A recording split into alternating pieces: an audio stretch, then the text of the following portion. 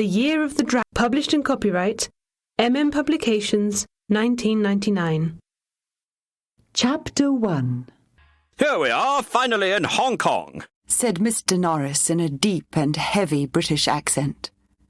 Mr. Norris was a tall and thin middle-aged man with strong features. What a long flight!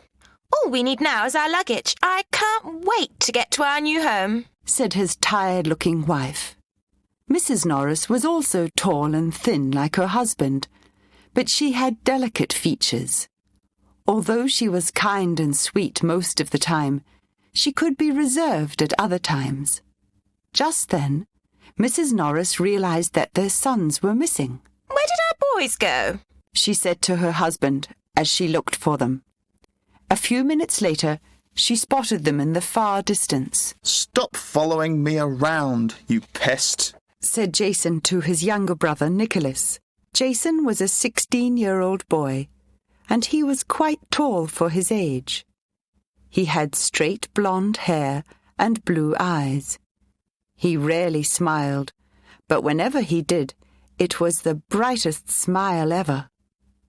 On the other hand, 10-year-old Nicholas smiled all the time because he was always happy. His red wavy hair, sparkling green eyes, and freckles made everyone who met him call him a darling. Somehow his cute and innocent look allowed him to get away with anything. "I'm not following you," Nicholas replied defensively. "I have to go to the loo too." When they got to the door, Jason turned to his brother and sarcastically said, "Oh, I'm sorry.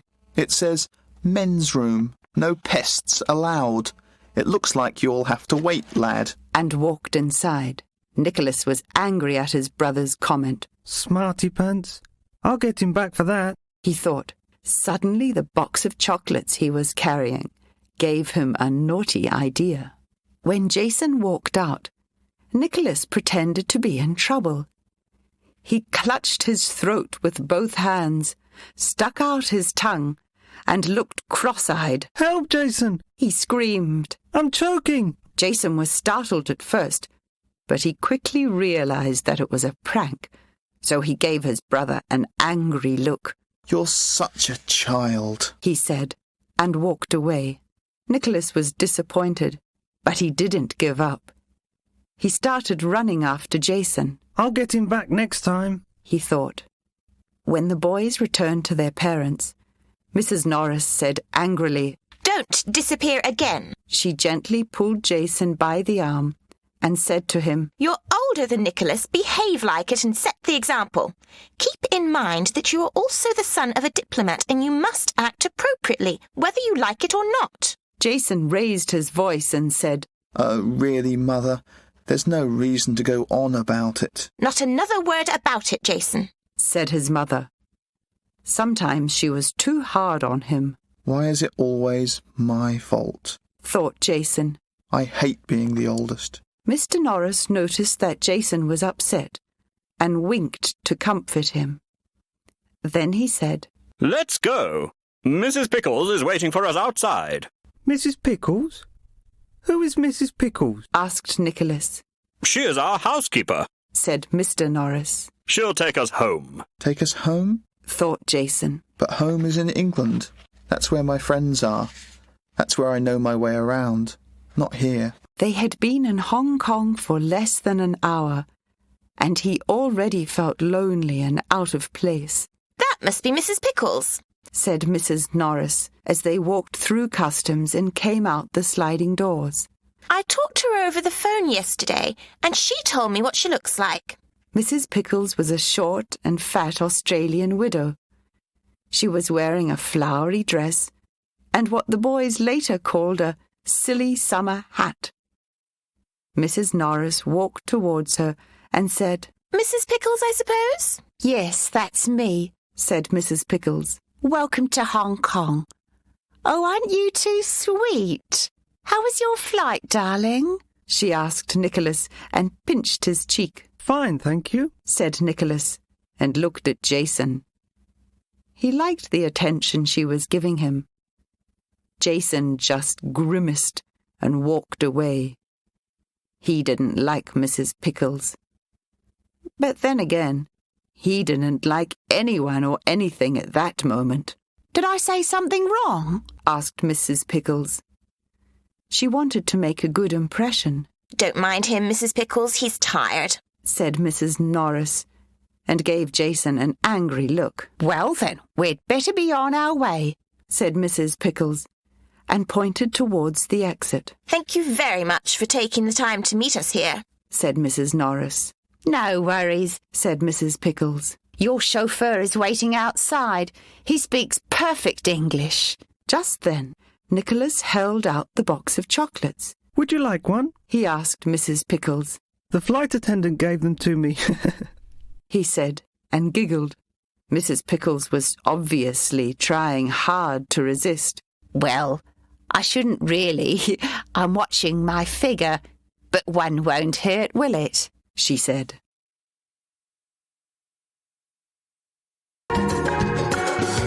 Chapter 2. The Norris family were finally on their way to their new home, a penthouse suite in the mid-levels. "This way, please," said J.C., the chauffeur, as he opened the door.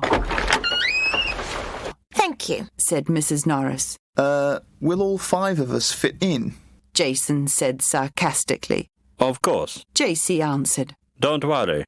Everything and anything is possible in Hong Kong." When they all went inside, J.C. said, "Kong he fat cho." Jason looked at Mrs. Pickles and then said to J.C., "Who are you calling fat?"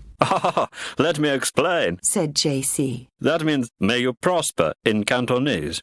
You see, it's the last week of the New Year celebrations, and it's a popular greeting in Hong Kong. "Oh, why, thank you, JC," said Mrs. Norris politely. "Why are you still celebrating the New Year in February?" Jason said rudely. Mrs. Norris looked at him angrily and said, "There's a more polite way of asking that, Jason," It's okay. said J.C. You see, the Chinese New Year is the most important event of the year. Traditionally, it lasts for 2 weeks. During this time, towns and villages are decorated with colored lanterns and floral displays. This year, the celebration lasts until February the 19th.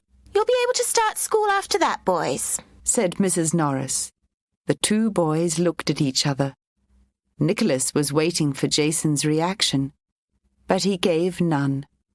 So Nicholas turned around and said, I'm excited about starting school. "I'm not. Jason said suddenly, and turned to the window. I won't know anyone." He added quietly. Suddenly Nicholas looked disappointed. He had hoped that his brother would be just as excited as he was. "You'll make new friends soon," said Mrs. Norris. "You'll just have to accept the fact that we've moved here. You should be happy that we have the opportunity to live in another country. It's beautiful here. Just look outside." It's an exciting place with a beautiful culture. You'll see, said Mr. Norris. "Appreciate the experience and learn from it," added Mrs. Norris. A short time later, the Norris family and Mrs. Pickles arrived at the mid-levels. Here's our new home, lads, said Mr. Norris as they stepped out of the car. Look at the view. It's just what I asked for. You can see Victoria Harbour from here. How wonderful, said Nicholas with a big smile. I'm really excited now. "I'm not," said Jason as he folded his arms and pouted. Then I'm not excited either, said Nicholas and did the same. "Why do you have to say what I say?" said Jason, and walked away. "You're so annoying." Wait for me, Jason, shouted Nicholas, and ran after his brother. That night, Nicholas was suffering from jet lag and couldn't sleep. He wondered if Jason could sleep, so he went to his room and found the door slightly open. As he entered, he saw Jason counting some money. Jason was really annoyed. "Don't you knock before you enter," he said, and hid his money. What were you doing? Nicholas asked. "Nothing. Said Jason. What's wrong?" I can't sleep. Can I stay here for a while? Asked Nicholas. Jason nodded. In the distance, music could be heard. Nicholas was fascinated. He went to the window and looked below. Some children were celebrating the Chinese New Year. They were dancing and singing in English together. Some of them were dressed up as dragons and lions. Others were playing the drums and gongs. What's all that noise? Asked Jason as he walked over to Nicholas. He was annoyed. It's a parade, Jason. Look at that big and beautiful dragon, said Nicholas, and pointed to the colourful dragon that was leading the parade. The dragon looked like a big lizard with fierce fish-like eyes, a long neck, and powerful tail. As it swayed side to side down the street, its huge claws made a loud noise. I think it looks silly. I don't like it, said Jason as he went to his bed. He had other things on his mind. Nicholas ignored his brother's remark. He remained at the window pane and carefully watched the parade. Even after the parade was out of sight, Nicholas could still hear the echoes of the chant. Dragon 1 or Dragon 2, you know what you must do. Bring us luck, bring us charm, and keep us away from all the harm. Can you hear that, Jason? Asked Nicholas. Do you hear the words? No. Good night, Nicholas, said Jason. Kung hei fat choi, Jason, said Nicholas, and smiled as he walked out of the bedroom.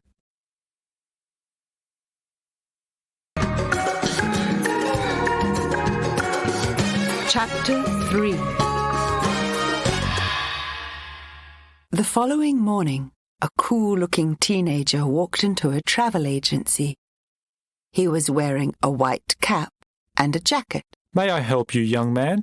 Asked the travel agent. I'd like a ticket on the first flight to London, said the boy. One way, please, he added, and handed over his passport. There's a flight tomorrow afternoon at 3:00. Is that convenient? Asked the travel agent. Yes, he said, and handed over his money. You must be at the airport a couple of hours before your flight, said the travel agent. OK, thank you, he said, and walked out of the travel agency.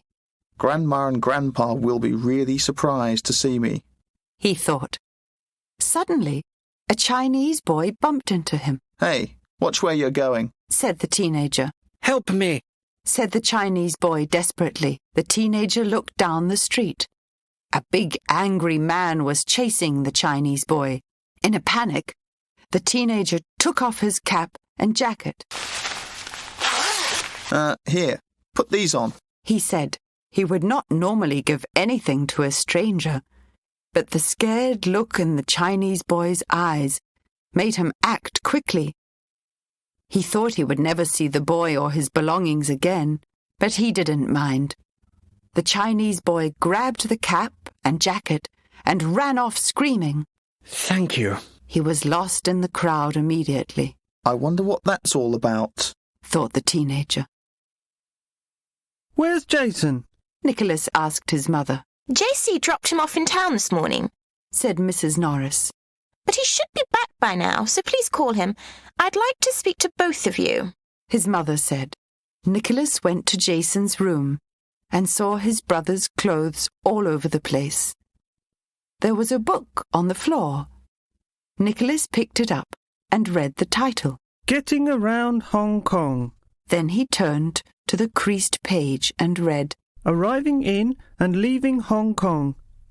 Are you planning to go somewhere? He asked. Put that down, Nicholas, screamed Jason. Don't scream at me, Jason.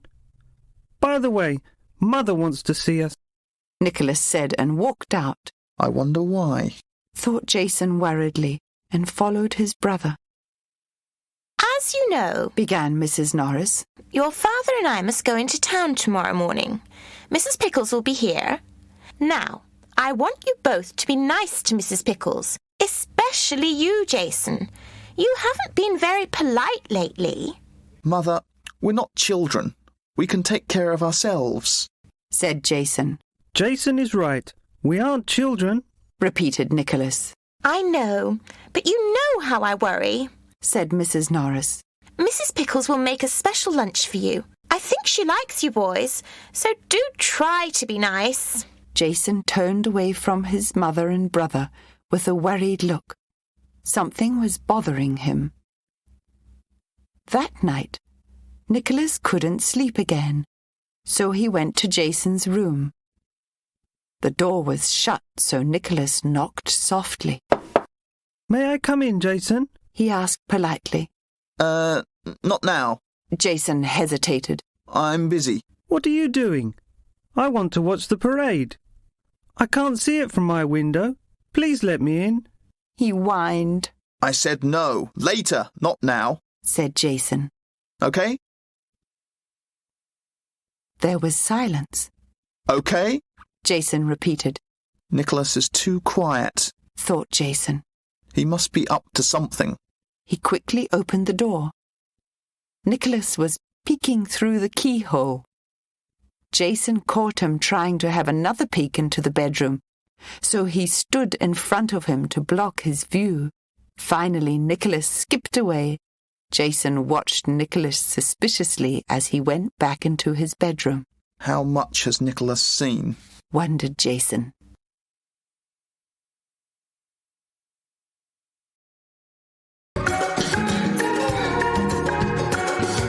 Chapter 4. The following morning, as Jason was making his way down the stairs, he spotted Mrs. Pickles. She was sitting in an armchair, reading a book, with her back to the kitchen. Oh no, she's up already, thought Jason. She mustn't see me. Suddenly he thought of a plan. Jason knew how much Mrs. Pickles enjoyed eating, so he quickly warmed up some muffins in the microwave. A few minutes later, Mrs. Pickles followed the smell of muffins into the kitchen. Oh, muffins, she thought. But I shouldn't, should I? Oh, one wouldn't hurt. Jason slowly walked through the room and got to the front door. Great, he thought. She was too busy eating to notice me. He tiptoed down the corridor, took the lift downstairs, and quickly slipped past the security guard when he wasn't looking. A mysterious little shadow followed Jason out of the building. Jason didn't notice anything at first, but as he continued walking, he couldn't help feeling that someone was following him.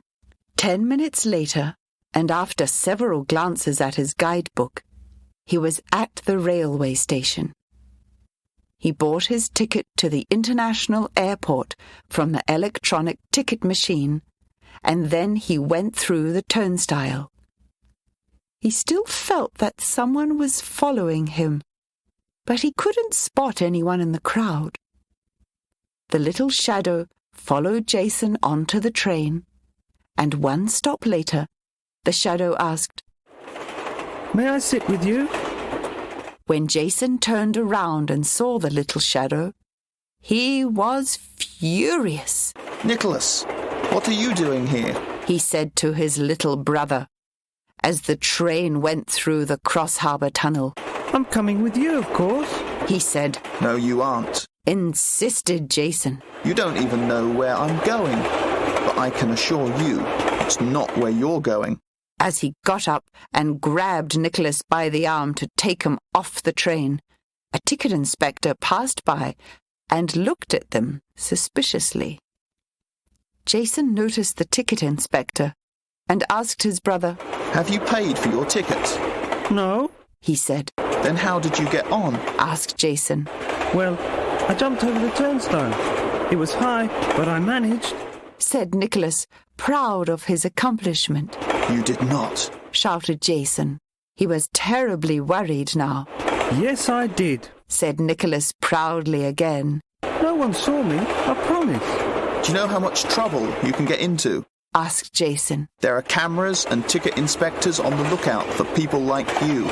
I bet they saw you. That's why this ticket inspector is staring at us.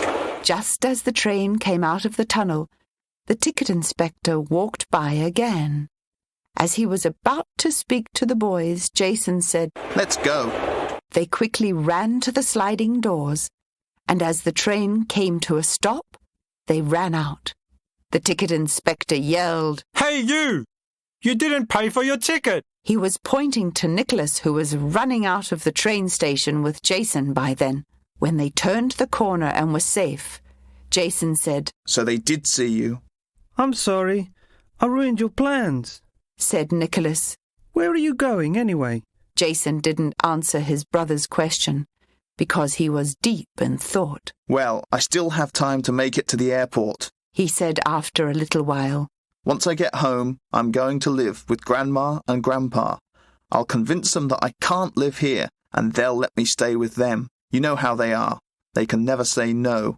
Then he looked around and asked, Where are we, by the way?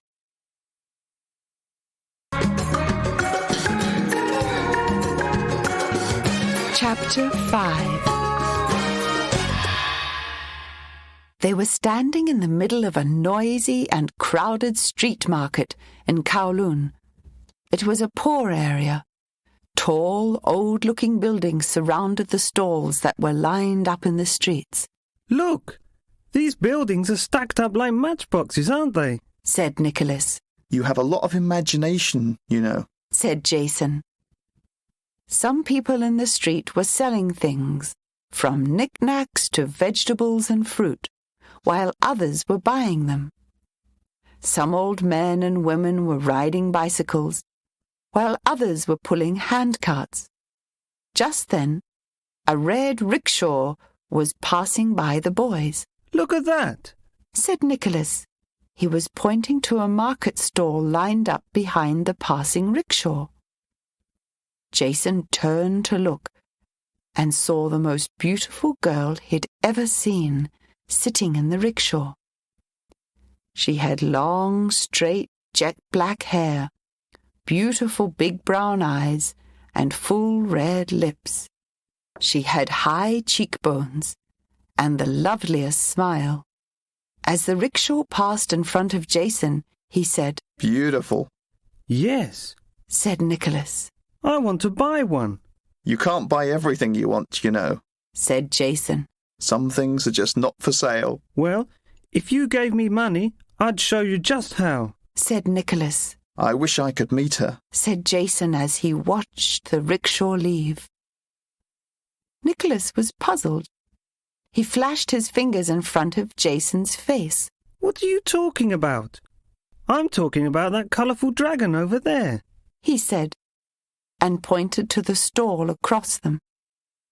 Jason wasn't listening to Nicholas. He was smiling, though. He hadn't done that since they'd moved to Hong Kong. Meanwhile, back at home, Mrs. Pickles had gone to wake up the boys because it was getting late. As soon as she saw that they were missing, she called their parents on the mobile. When Mrs. Norris heard that her boys were missing, she became very worried and said, They've been kidnapped! I know it! Mr. Norris took control of the situation and informed the British Embassy and the Hong Kong police. There's nothing to worry about, he said to his wife, but he hoped they were safe and sound. It had never crossed their minds that their children would run away. As the boys walked further into the crowd, Nicholas shouted, Look, a parade! This place is full of fun and excitement. Wow, look at that dragon. It's bigger than the last one I saw. Suddenly, a big, colourful dragon crept up behind Jason. Ah! He screamed as the dragon touched him. The dragon put out its claw, expecting to receive a small red packet or some fruit. Nicholas started laughing, but Jason didn't think it was funny. What's so funny, my dear brother? Asked Jason. You won't be laughing when I send you back home. As Jason was thinking about how he could get to the airport and still return his little brother safely home, a strange-looking, hunchbacked old man approached the two boys. He was short, with grey hair and a goatee. Would you like a ride somewhere? He said, and pointed to his red rickshaw. You can also take a photo. I don't trust this man, whispered Nicholas as he looked carefully at him. There was something about his smile that he didn't like. Let me handle this, said Jason. Are you lost? The man asked. I can take you anywhere you want to go. Yes, we'd like to go to the airport, said Jason. Oh, the airport is kind of far, said the Chinese man. I usually only take people around this area. I'm old and tired. My feet hurt. But if you pay me... How much? Jason asked. It will cost you 200 Hong Kong dollars, the man said. That's too much, said Jason. 100. 150, the man said. Deal, said Jason. He took out his wallet and counted his money. Then he called the man to the side and said, I will pay you $50 extra if you take my little brother back home to the mid-levels. The driver watched Jason as he put his wallet back into his bag and nodded to him. Okay, he said. Hop on. The boys got into the rickshaw, and the driver began to pull them along. Nicholas was looking back at the dancing dragons and lions. He didn't want to think about Jason leaving, so he thought of the dragons instead and chanted to himself, Dragon 1 or Dragon 2, you know what you must do. Bring me luck, bring me charm, and keep us away from all the harm.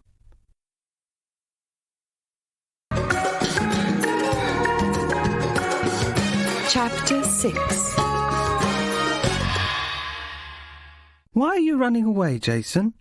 Nicholas finally asked. He had wanted to ask for a long time. Jason was dreading this question, but he knew that he would have to answer. So after some thought, he said, Because I don't like it here. I miss England, my school and my friends. But, Jason, said Nicholas, we've only been here for 2 days. You haven't even gone to school here or met anyone your age. Who knows, you may like it here. No, I won't, said Jason. I told Mother and Father that I didn't want to leave England. They didn't listen to me because they don't care about me. He knew that was unfair, but he used it as an excuse to explain why he wanted to return to England. I do care, Jason, said Nicholas. And what about me? What about you? Asked Jason. You're so cruel, said Nicholas. You don't care about me. You never have. Last year, you forgot about my birthday. You can't even remember when it is. Yes, I can, said Jason. It's on the 26th of June. Wrong. It's on the 29th of June, whined Nicholas. What's the difference? Said Jason.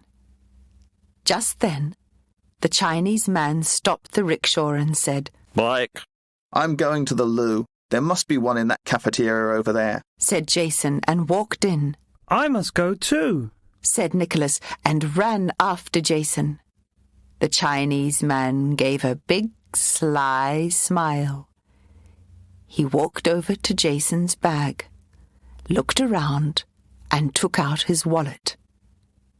When the boys came out, Nicholas said, I'm hungry. Can we get something to eat? Tell me, how did you plan on running away with me without any money? Asked Jason as he walked over to his bag and searched for his wallet. I can't find my wallet. Someone must have stolen it. What will I do now? Then he thought for a minute and said to Nicholas, How are we going to pay the driver? There was silence, but not for long before the driver said, You don't have any money? Then you must get off my rickshaw. How can you travel with no money? But I did have money, said Jason. Someone has stolen my wallet. Stolen your wallet? I'm not a fool! Get off my rickshaw now! Shouted the man. You must give me your watch instead of money, or I will call the police. Oh no, not my favourite watch, said Jason. But he had no choice, so he gave the driver his watch. The driver looked pleased and left quickly. Nicholas knew how important that watch was to Jason. He thought, How can I get it back? then something caught his eye. That's it. He thought, 219-239-208. Jason, don't worry, Nicholas started to say, but Jason interrupted him. Shh, I'm thinking. What are we going to do now? He said.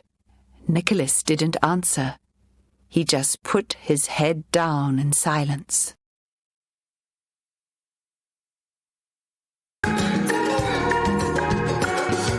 Chapter 7.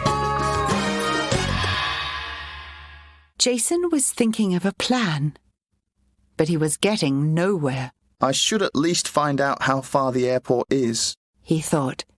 He decided to ask one of the men at the market stalls. Airport? He asked, and gestured the movement of a plane taking off. The man was confused. Nonetheless, he smiled and showed him a wooden carving. No, I don't want to buy anything. We want to go to the airport, Jason said slowly. Suddenly, the man looked as if he finally understood. He pointed down the road and gestured some twists and turns. Let's go, said Jason. They walked for about 10 minutes until Jason realized that the road led to a dead end. The only thing I can see here is a police station, said Nicholas. The man must have misunderstood you. He was suddenly feeling scared. Look, Jason, he said desperately. A policeman. Let's ask him for help. No, wait, said Jason. He's looking at us strangely. I don't care. I'm going to ask for help, said Nicholas. Just as he walked over to him, Jason grabbed Nicholas by the sleeve and pulled him around the corner of a nearby building. But it was too late. The policeman had spotted them. He got his walkie-talkie out and said, I think I have found the Norris children. Over. The boys quickly ran down the alley. Why did you do that? Asked Jason. The police could be looking for us because you didn't pay for your train ticket. Quick, let's hide here. The boys ran behind a pile of boxes under a fire escape. The policeman ran into the alley, stopped in front of the boxes, and looked around. He was looking straight at the pile of boxes when he received a message on the walkie-talkie. Okay, I'm coming, he said. Jason was relieved and whispered, Good, he's gone. But just as they were about to get up, Jason suddenly felt a hand on his shoulder. He was afraid to turn around, but he knew he had to. An angry-looking Chinese boy was standing right over him. What are you doing here? Said the boy. This is Ching Fei's territory, you know. Who's Chin Fei? Asked Jason. As he looked carefully at the boy, he thought, He looks familiar.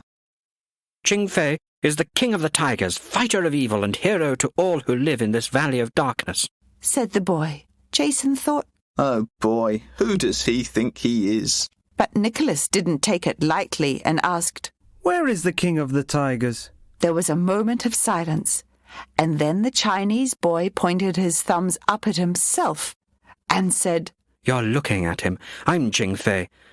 You can call me Chin. Chapter 8. Suddenly the two brothers broke out in laughter. What's so funny? Why are you laughing at me? Asked the Chinese boy defensively. He was standing over them with his fists on his waist. What are you doing here? He asked. As the boys got up, Jason said, Don't I know you from somewhere? Chin had been thinking about the same thing.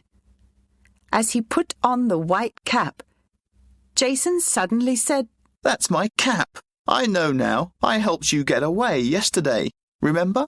Chim looked at him for a minute and then said, That's right. I'm sorry I was so rude. You become tough when you live on your own. Just as Nicholas was going to say something, Jason yelled out, Get down! The policeman is back! He mustn't find us. Follow me, then, said Chin. He took them through a small hidden door behind them, and the boys found themselves inside a huge deserted warehouse. This is where I live, said Chin. Here? Cried Nicholas as he looked around. There was only a mattress on the floor and a table with a lamp on it. Why do you live here? I ran away from home recently, and when you don't have a job, you don't have a choice, said Chin. Jason was quiet. Then he finally said, I have run away too. Nicholas was listening to their conversation until he heard something strange. He could hear a crying noise in the distance. As Jason and Chin were talking, Nicholas followed the noise. It was coming from a big van that was stuck behind a crowd of people. Nicholas was curious, so he peeked into the back of the van and caught a glimpse of a dragon. Chin had just told Jason how to get to the airport when Jason noticed that Nicholas was missing. Where's my brother? He asked and turned around. Jason and Chin went to the window and looked out. There he is outside, behind that van, said Chin, and ran out with Jason. Nicholas! Jason called out angrily. As Nicholas ran back to them, Jason said, My brother is always getting me into trouble. The van had turned the corner and parked at the harbour.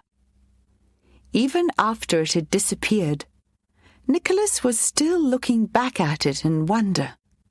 Suddenly, they heard a whistle and saw a policeman and a big angry man running after them. Oh no, they're chasing us again, said Jason. I'm afraid they're chasing me this time, said Chin. We must run. We can't hide in the warehouse. So they all ran across the street and around the corner. Quickly, let's hide in that van over there, said Chin. Come on, Nicholas, said Jason. Nicholas wasn't moving. The dragon is in that van, he thought. Chin opened the door. The three boys jumped into the van and closed the door behind them. It was dark inside. Nicholas was curious to see if the dragon was around. He tried to talk about it, but Jason told him to be quiet. Okay, they're leaving now, said Chin, who was peeking out of the window. Good, let's get out of here before the van drives away, said Jason. But just as they were about to jump, the van started moving.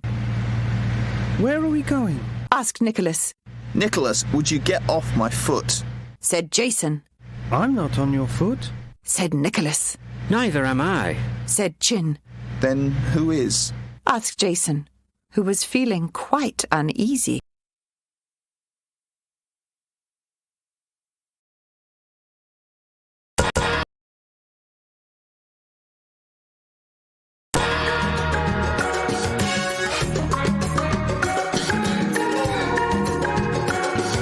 Chapter 9.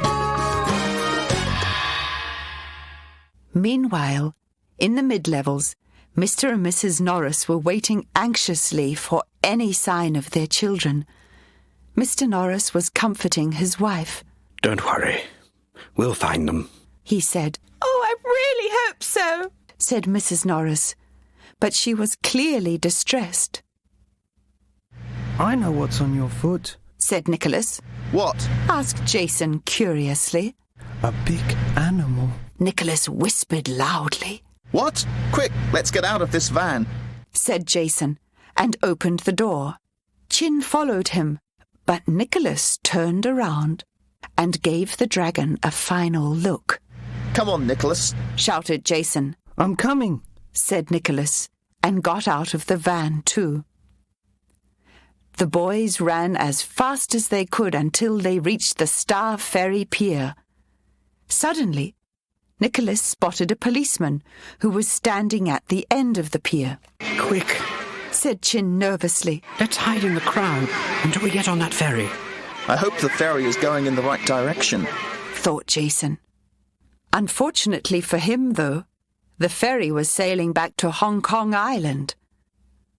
Jason was looking around in frustration. What's the time, Nicholas? He asked. 3 o'clock, answered Nicholas. What? Jason was furious. Great! I've missed my plane, and it's all your fault, he said to Nicholas. Well, we can't do anything about that now, can we? Said Chin. Nicholas wanted to change the subject quickly, so he asked, Where are we going? We're crossing over to Hong Kong Island, answered Chin. Great, mumbled Jason. I'm right back where I started from. Nicholas ignored Jason's comment and turned to Chin. Why did you run away? He asked. Well, my father and I had a disagreement, answered Chin. You see, my father is very traditional. He is a lantern maker, and he wants me to become one too. But I don't like that job. I want to be a martial arts instructor. He couldn't accept that, so I ran away to Kowloon to follow my dream. I found a job at a restaurant, and then I enrolled at a school. Unfortunately, things didn't work out well. Some money went missing at the restaurant, and my boss thinks I took it. I didn't, but I can't prove it, so I ran away again. My boss has paid someone to find me. It was that big angry man who was chasing me yesterday. Where does your family live? asked Nicholas. Well, my mother is dead. My grandfather, father and sister all live together in Wan Chai, on Hong Kong Island, he said. You know, I miss them sometimes. There was silence for some time. Then Nicholas finally told the others that he had seen the dragon. Nonsense, cried Jason. But Chin was interested. Did you? He asked. You know the dragon is special to the Chinese, especially this year. It's the year of the dragon. And we believe that the dragon will get rid of any evil spirits that might spoil the new year. What does the year of the dragon mean? asked Nicholas. In Chinese culture, each year is named after one of the 12 animals. This year, the mighty and powerful dragon rules, explained Chin. I was born in the year of the tiger. That's why I've called myself King of the Tigers. Did you really see the dragon, Nicholas? Jason was listening, but he was more concerned with getting to the airport. So he said, Chin, I think I need your help. I must get to the airport. Of course I'll help you, said Chin and smiled. As soon as Jason heard that, he smiled. He was happy that Chin would help. Nicholas wasn't happy, though. He just looked away and began to think of his family again. He sang to himself. Dragon 1 or Dragon 2, you know what you must do. Bring us luck, bring us charm. Keep my brother here away from harm.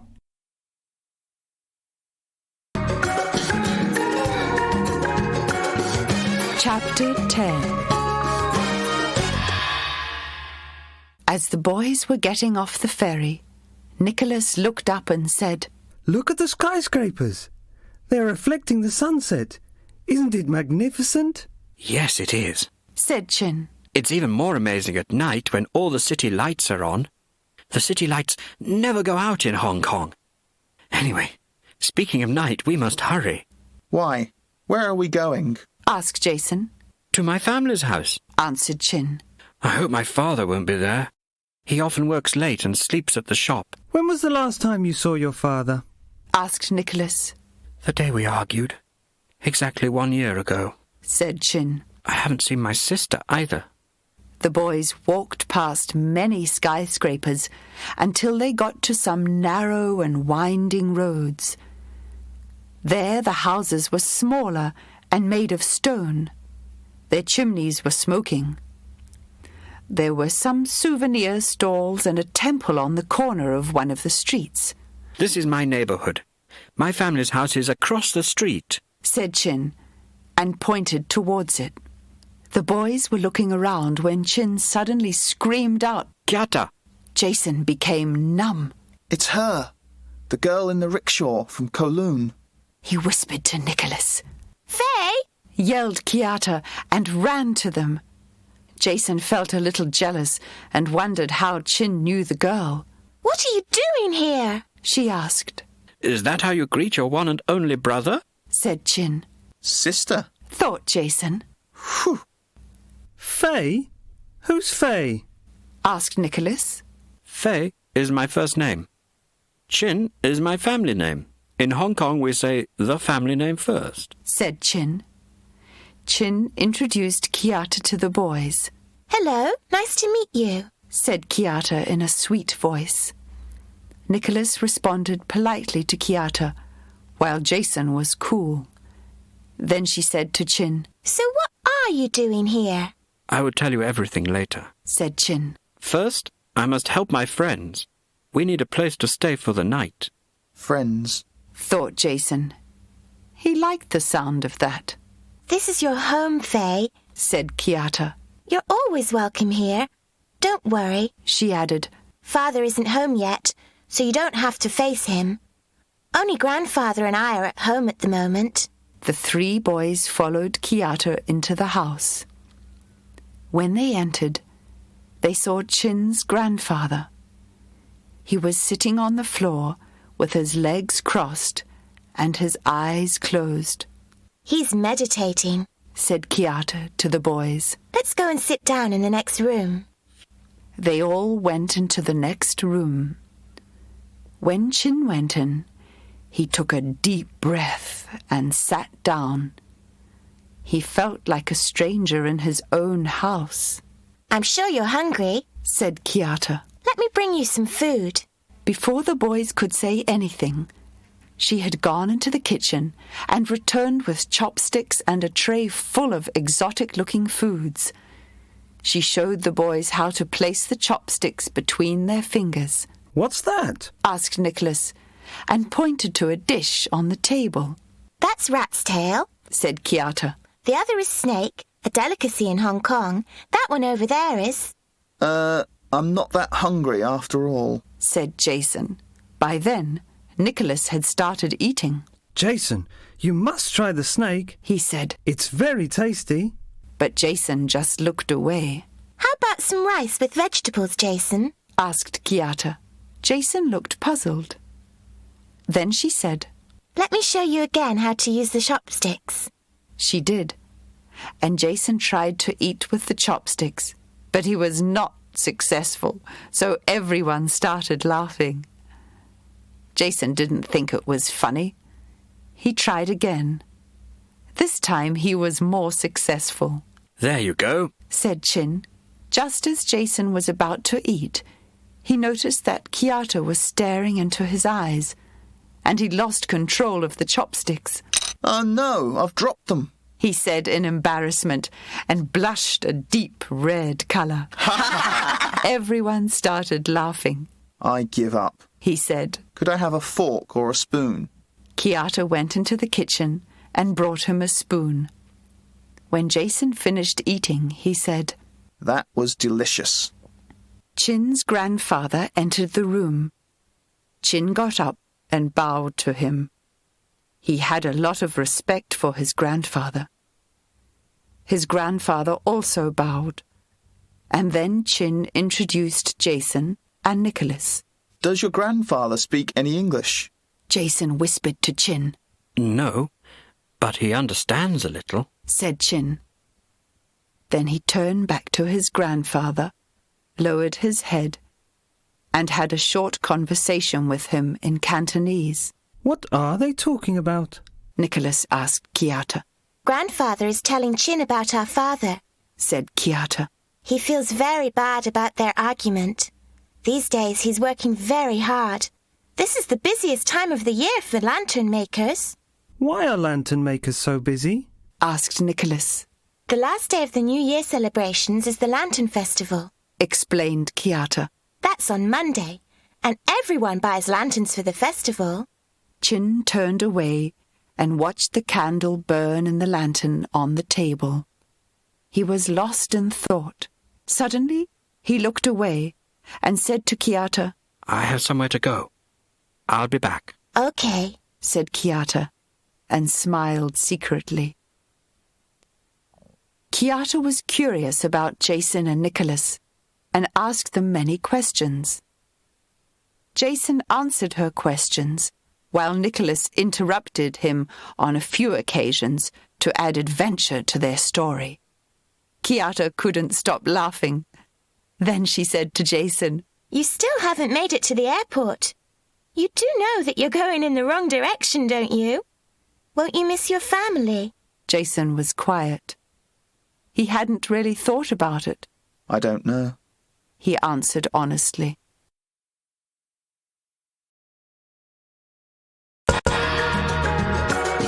Chapter 11. It's a beautiful day in Hong Kong, Yelled Chin as he woke up the boys. It's beautiful here. Nicholas said. In England, it would be much colder. Jason ignored his brother's comment and asked Chin how things went with his father. Things went very well, said Chin. I was surprised. He must have really missed me. He told me that if I truly wanted to study, he would support me. My father is a great man, Chin said humbly. So, does that mean you're moving back? Asked Jason. Yes, I think I will, said Chin. There are many martial arts schools here. I can study here and help my father. Have you told your father that I'm running away? Asked Jason. Chin was quiet, and then he said, I avoided telling him very much about you. At the moment he thinks you're only visiting, said Chin. Oh, said Jason. He was feeling bad about putting Chin in a difficult position. Don't leave Hong Kong, Jason, pleaded Nicholas. But he was ignored by his brother once again. Chin didn't look at Nicholas when he told Jason that he could help him leave. Are you sure you want to leave? He whispered to Jason. It's hard out there in the real world. Jason didn't answer. He only looked at him. Chin continued. As for Nicholas, don't worry. I can arrange for him to get home safely. Thank you, said Jason. You're welcome, Chin said. And now we have a lantern shop to visit. The sign above the shop door read, Chin Tai's Lantern Shop. Inside the room was filled with colourful lanterns in all shapes and sizes, which hung from the ceiling and walls. Here we are, said Chin. Just then, Chin's father walked in from the other room. Joe-san, he said, and smiled to everyone. That means good morning in Cantonese. He was a short man with black hair and a moustache. He was wearing very casual clothes. His hands were wrinkled and dirty. Joe-san, Nicholas and Jason repeated. They all bowed and sat down at a wooden table. Chin pulled out a chair from the corner and placed it at the table for his father. He was always respectful towards his father. Nicholas was fascinated by the lanterns in the shop. One of them caught his attention. It was made in the shape of a dragon. Mr. Chin noticed his interest and immediately took advantage of it. Would you like to learn how to make one like that? He asked Nicholas. Oh, yes, please. Nicholas answered. It's beautiful. You know, the Chinese believe that the dragon brings good luck and fortune. That's why it's so important during the New Year celebrations, said Mr. Chin. The Westerners believe that the dragon is evil, but for the Chinese, it's just the opposite. Then he went into a little room and came out with a box of wax paper, paints, and paintbrushes. Would you like to try and make one? He asked Jason and Nicholas. Jason was about to decline the offer when Kiata turned and whispered to him, Don't be afraid. Jason suddenly realized that perhaps she was right. Perhaps he was frightened of new experiences all along. Okay, I'll try, said Jason, and glanced at Kiata, who was smiling at him. A few minutes later, Kiata said, My grandfather wants to tell you a story about a dragon and a warrior. I'll translate it for you. Nicholas was excited and eagerly waited to hear more. Chin's grandfather started telling the story, while Kiata translated. Once upon a time, there was a warrior called Chi Yu, who was afraid of dragons. His father used to say to him, "My son, it's only natural to be afraid of something different to yourself. But you must turn that fear into something positive." "But what?" asked Chi Yu innocently. "That, my boy, is up to you," replied his father. Chi Yu was more confused than ever, and he was still afraid of dragons. So he went for a walk into the woods to think about what his father had told him. Chi Yu was deep in thought until he heard footsteps behind him. When he turned round, he saw a dragon. Chi Yu tried not to be afraid. He took out his sword and prepared to fight. But the dragon remained still. "What are you doing, dragon? Fight!" he said, even though he was still afraid to fight. The skies were cloudy that day. As Chi Yu went to strike the dragon, the clouds drifted and a ray of sunlight pierced through the clouds and blinded Chi Yu for a moment.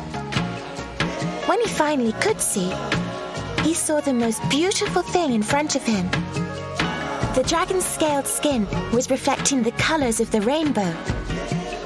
Chi Yu was speechless and motionless. He had never known how beautiful a dragon could be. So, Chi Yu found something positive after all, said Nicholas.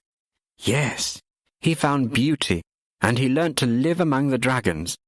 The less he feared them, the more beautiful they became, said Chin. So, it is true that dragons exist then, said Nicholas. Of course not, Nicholas, said Jason.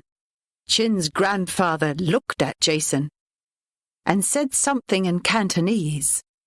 Then he got up, bowed to the rest, and went into the other room, where Mr. Chin was cutting strips of paper. What did he say? Asked Jason.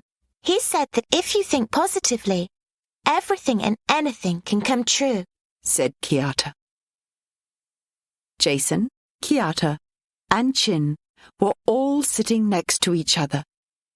Nicholas was sitting alone, and he began to think about his parents. I miss them, he thought. Then he suddenly heard a crying noise again. It must be the dragon, he thought, and ran to the window. Jason and Kiata were joking with each other and laughing. "My lantern is better than yours," said Kiata, and giggled. "What about Nicholas? Oh, where did he go?" I don't know. He was here a minute ago, said Jason. He's always running off like this. They looked around the shop and then went outside, but they couldn't find him. "Could he have run away?" asked Kiata. No. Why would he? said Jason, and then stopped to think about how he ignored Nicholas and his feelings. Where could he be? He thought. Chapter 12. Why would he run away? Asked Mr. Chin. Jason was quiet at first, and then said, It's probably my fault. I've never really considered his feelings. Then Chin's grandfather's words echoed in his mind. If you think positively, everything and anything can come true. So he thought about what a great time he had had. He thought about the train ride, meeting Chin, Nicholas's obsession with the dragons, crossing back to Hong Kong Island, making the lanterns. What if Nicholas had really seen a dragon? No, that's really silly, isn't it? But I never gave him a chance to talk about it. I'll find him. I know I will. Suddenly he heard children chanting. Dragon 1 or Dragon 2, you know what you must do. Bring us luck, bring us charm, and keep us away from all the harm. Dragon 1 or Dragon 2, you know what you must do. Bring us luck, bring us charm, and keep us That's away it. from I wouldn't be surprised if he was following the parade. Said Jason. Follow me. Chin, Kiata, and Jason went after the parade. They ran through the crowd and looked for Nicholas. Jason soon found his brother. Nicholas! he screamed. He ran over to him relieved and gave him a slap on the back. He noticed that Nicholas was upset. Why are you so upset? Jason asked gently. Because I saw the dragon. I touched it. It was real. But now it's gone. I wanted you to see it too, because you would believe me then. You would listen to me more often too, said Nicholas. Where did it go? I want to see it. What did it look like? Asked Jason. Nicholas was surprised by Jason's interest. Do you believe me? He asked. If you say it exists, then I believe you, said Jason. There you are. What happened? Said Kiata as she and Chin ran over to the boys. But Nicholas didn't answer. He wanted to find out whether his brother was still leaving or not. Are you still leaving? He asked. Jason was quiet. He looked around and thought, Kiata is so kind. Chin is really a good friend, and I love my brother. No, I'm not leaving, he said. Nicholas, how can I not be here for your birthday on June the 26th, right? Nicholas looked a little upset. Just kidding. I know it's on June the 29th. Jason said with a big smile on his face. Nicholas smiled. Then Jason said to his brother, I want to hear all about the dragon. As they all started walking back to the shop. When they got back to the shop, Jason called his parents. Mr. and Mrs. Norris were angry, but delighted at the same time to hear from their sons again. Jason had a lot of explaining to do, but he finally convinced his parents to come and meet them at Wang Chai for the Lantern Festival the next day. On the night of the festival, the streets were lit up with colourful lanterns, and the skies were flaming with fireworks. Look at them, dear. They look so happy, said Mrs. Norris to her husband. They were walking with Chin's grandfather and father.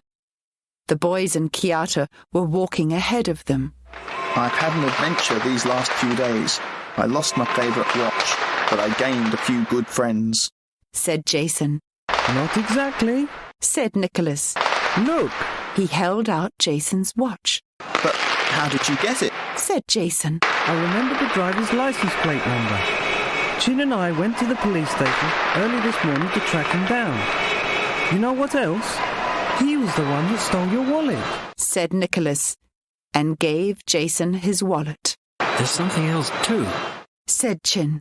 A police officer told me that they arrested the man who had stolen my boss's money. This proves I'm innocent. Everyone smiled, while in the background a chant was fading away.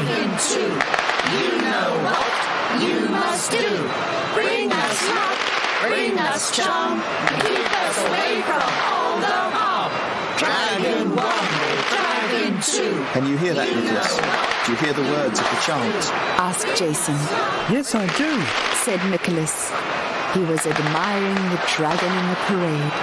They are beautiful and exciting, aren't they? Yes, Nicholas, they are indeed, said Jason, and gave the brightest smile